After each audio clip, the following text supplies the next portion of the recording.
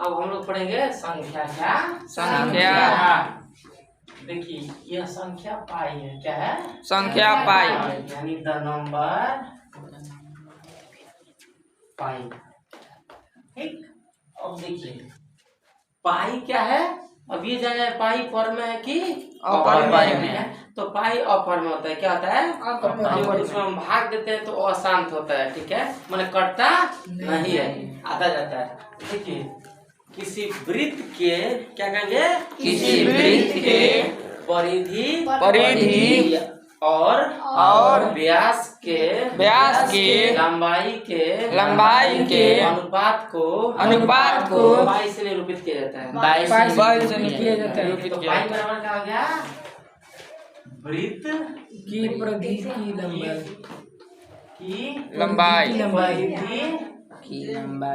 की लंबाई बटा वृत्त का व्यास।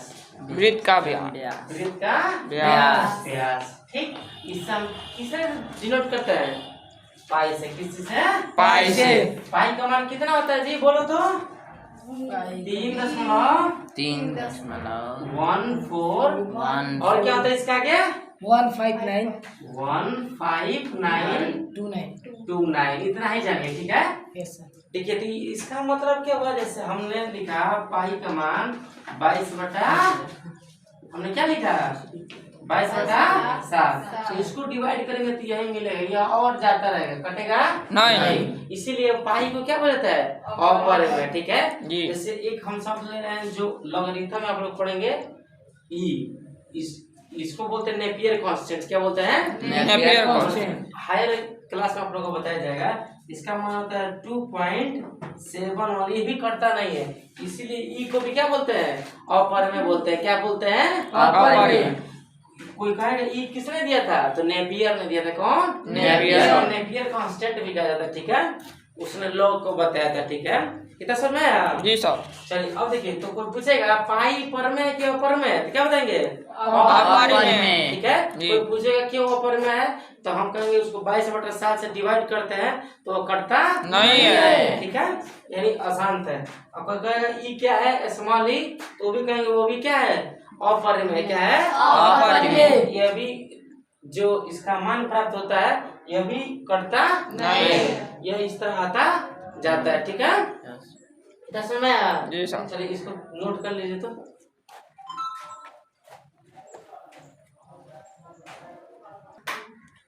चलिए नोट कर लिए ना? जी सर। मान लीजिए कोई आपसे सडनली पूछ दे कि अपर में संख्या को पर में संख्या सिद्ध करना है। ठीक है, तो फट तक पाई बराबर इतना लिख दीजिएगा। यह तो पर में संख्या है लेकिन पाई अपर में संख्या है। देखिए कितना मस्त कंसेप्ट है। कोई कहेगा कि सिद्ध कीजिए कि अपर में संख्या पर में संख्या होता है, तो फट तक पाई में क्या लिख देना? 22/7। यह अपर में है या पर में, तो सिद्ध नहीं हो गया? Yes sir. ठीक है जी। तो देखिए मैंने कोई पूछेगा तो तत्काल समझाने के लिए क्या है? बेटर है। ठीक है जी। अब जैसे देखिए यह पाई का सन्निकटन मान नहीं देता है। ठीक है, इसीलिए यह क्या होता है? पर में संख्या होता है और यह अपर में संख्या होता है। ठीक है, इतना समय ना? जी। देखिए यह बहुत अच्छा कंसेप्ट है, आप लोग को यह जानना जरूरी है। ठीक है। अब देखिए हमने क्या सबसे पहले क्या इसको बताया था जी? पाई हमें ज्ञात करना है, तो वृत्त की परिधि और उसके व्यास से क्या करें? उसमें डिवाइड करें, भाग कर दे, तो क्या मिल जाता है? पाई का मान मिल जाता है। ठीक है जी। ठीक है जी।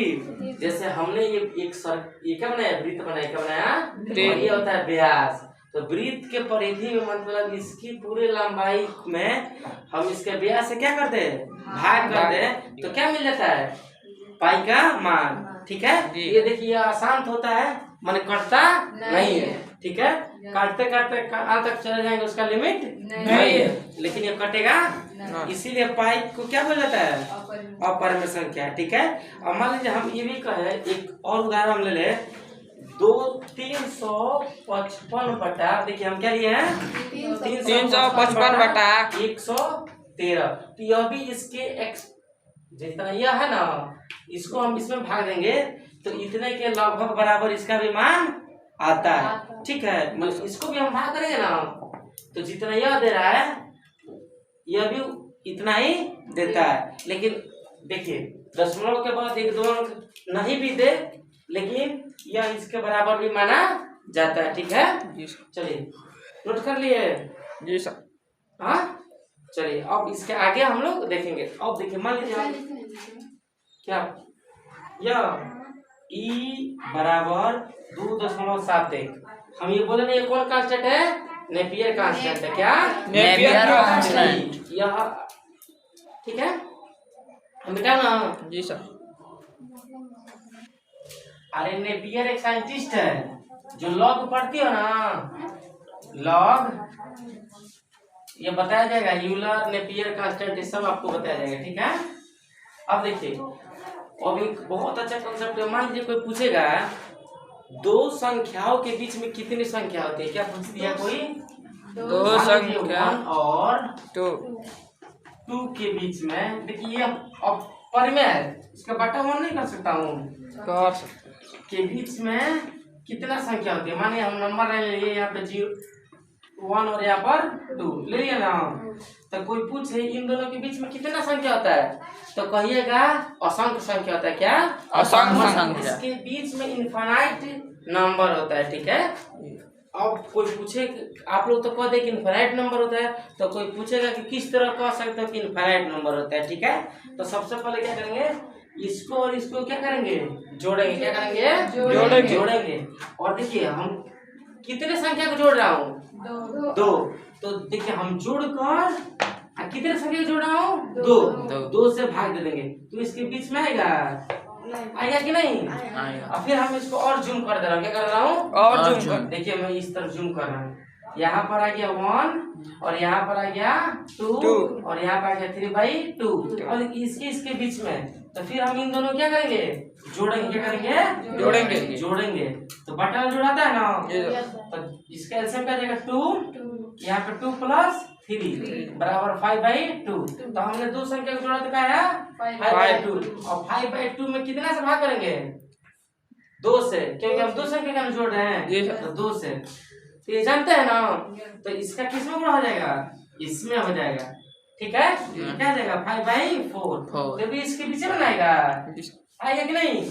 फिर इसको जूम कर दीजिए 1 और यहाँ पर 5/4 और इधर है तो देखिए इसके बीच में और एक आएगा कि नहीं? आएगा ना। तो इसीलिए कहा जाता है कि दो संख्याओं के बीच में कितना संख्या होता है? असंख्य संख्या होता है या अनंत संख्या होता है। समझ में आया? Yes sir. चलिए ये भी नोट कर लीजिए, जल्द नोट कीजिए। चलिए इसको नोट कर लिए? जी सर। अब देखिए यह मैं इसलिए बताया ताकि आप लोग को क्वेश्चन बनाने में क्या होगा, आसानी होगी। अब देखिए मान लीजिए एक क्वेश्चन है, कह रहे कि -2/5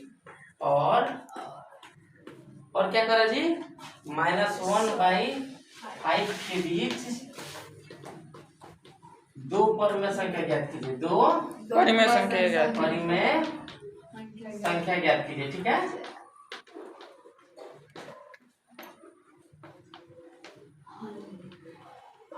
ठीक है। देखिए कह रहा है कि -2/5 एंड -1/5 के बीच कितना परिमेय संख्या ज्ञात करना है? 2। तो देखिए ये तो क्वेश्चन हो गया।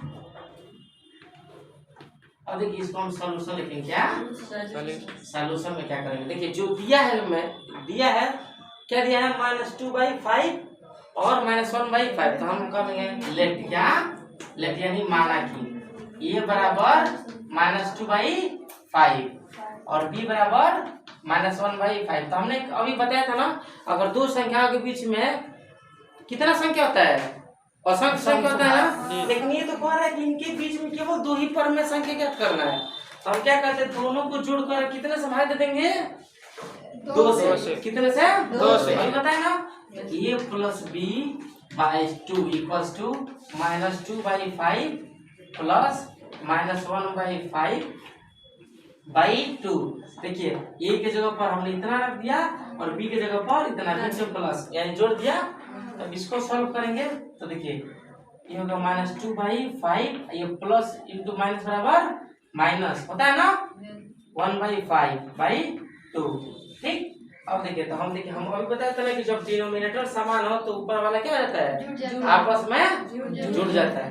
तो क्या होगा -2 -1/5/2 होगा ना। यह 2 -2 और -1 -3 और इसका इसमें क्या कर देंगे गुणा, तो क्या देगा 10। एक पर में संख्या क्या गया -3/10। ठीक है, इसको नोट कीजिए तुरंत। अब उसके आगे बता रहे एक हमको पर में संख्या मिल गया बड़ा नहीं, इन दोनों के बीच में दो पर में संख्या निकालना है। एक पर में संख्या मिल गया, अब हम दूसरा पर में संख्या निकालेंगे। ठीक है, नोट कीजिए। चलिए नोट कर लिए जी सर। अब देखिए हम क्या करेंगे, हमारे देखिए अब यहाँ पर हम लिखेंगे -2 5 और देखिए इसके बीच में नहीं है ना है 10 और क्या है -1/5। इन दोनों के बीच में आ गया कि नहीं आ गया ना। अब ये समझ में आ रहा है ये कैसे इसको कैसे लिखे हैं। अब देखिए अब हम इसको फिर मानेंगे C और इसको मानेंगे D, तो C + D/2 कर देंगे। ठीक है, तो हमारा एक और आंसर निकल आएगा। ठीक है, अब इतना आप लोग कर देंगे। अरे -2/5 और यहाँ पर प्लस -3/10 इसका बटा 2। इसको सॉल्व करेंगे तो आएगा क्यों मैं बताऊं, इसको आप लोग सॉल्व कर लिखिएगा। ठीक है, और वही लिख दीजिएगा अतः -2/5 एंड -1/5 के बीच -3/10 और यह जो आंसर आएगा दो परिमेय संख्याएं है। ठीक है, इतना लिख लेंगे। चलिए इधर नोट कर लीजिए, इतना कर करेगा नहीं है तो पूछ लीजिएगा कमेंट में। आप लोग आते हैं तो पूछ लीजिएगा, मैं आपको बता दूंगा। ठीक है,